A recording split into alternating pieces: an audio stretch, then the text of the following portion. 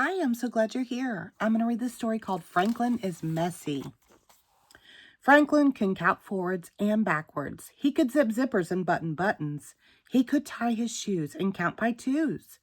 But Franklin was so messy that he could hardly ever find his things, even special things. One day, Franklin searched for his sword. It was special because he had made it himself from cardboard and wood and string. Franklin needed it to play knights in armor with his friends. He looked all over. He found a bag of marbles he thought he had lost. He found a brown apple core. He even found his favorite baseball hat, but he couldn't find his sword. "Have you seen my sword?" Franklin asked his mother. Franklin's mother looked around his room. She shook her head. "All I see is a big mess. Please tidy this room before you go out to play." Franklin muttered to himself, "Why all the fuss about a little mess?" He had more important things to worry about. He might miss playing knights. Franklin hurried. He opened his closet and heaped an armful of books inside. He piled all his blocks in the middle of his room.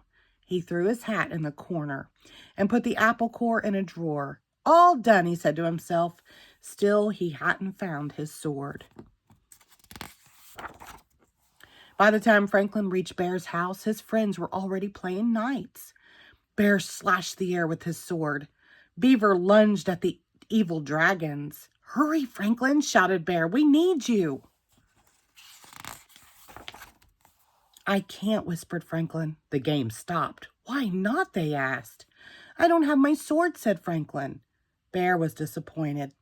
"But how can we play knights without swords?" he asked. Franklin looked around. He found a stick on the ground. "I'll use this," he said. They fought dragons all afternoon. "Tomorrow," said Franklin, "I will have my own sword. Then we can save Lady Beaver from a fire-breathing dragon. We are courageous, Sir Franklin and Sir Bear." Beaver slapped her tail down hard. "I don't want to be saved. I want to be a brave knight too." "All right," said Franklin. "You can be Sir Lady Beaver, and together we will save the king." "You'll need your special sword," said Bear. "Of course," said Franklin. When Franklin got home, his father was annoyed. "I found this in your drawer," he said, holding the apple core. "That's not where it belongs. And I found this hat on the floor. That's not where it belongs either." Franklin threw the apple in the garbage and hung his hat. Why all the fuss about a little mess? Goose came by looking for a puzzle she had loaned to Franklin. "Can I please have my puzzle back?" she said. Franklin looked. His room was such a mess that he couldn't see the puzzle among the books and crayons and blocks. "Maybe it's in my closet," said Franklin.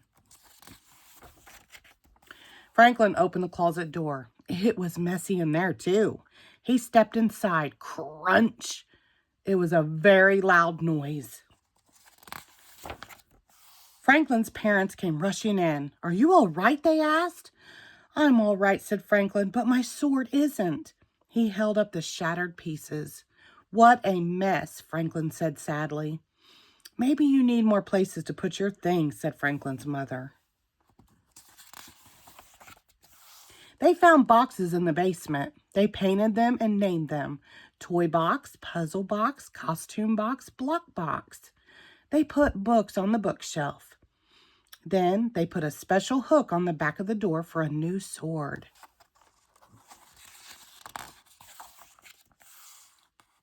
The tidying up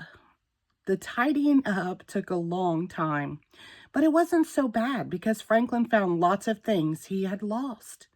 Goose's puzzle, his own favorite purple crayon, and enough cardboard, wood, and string to make a new sword, and even a shield. The next morning, Franklin dressed in all full armor. He was especially proud of his new shield. It said, "Sir Franklin, loyal and brave." "Sir Franklin," said his mother, "I think you forgot something." Franklin's mother whispered in his ear. Franklin smiled. They took a crayon and added 2 more words to his shield. "Sir Franklin, loyal and brave and neat." The end. Thank you.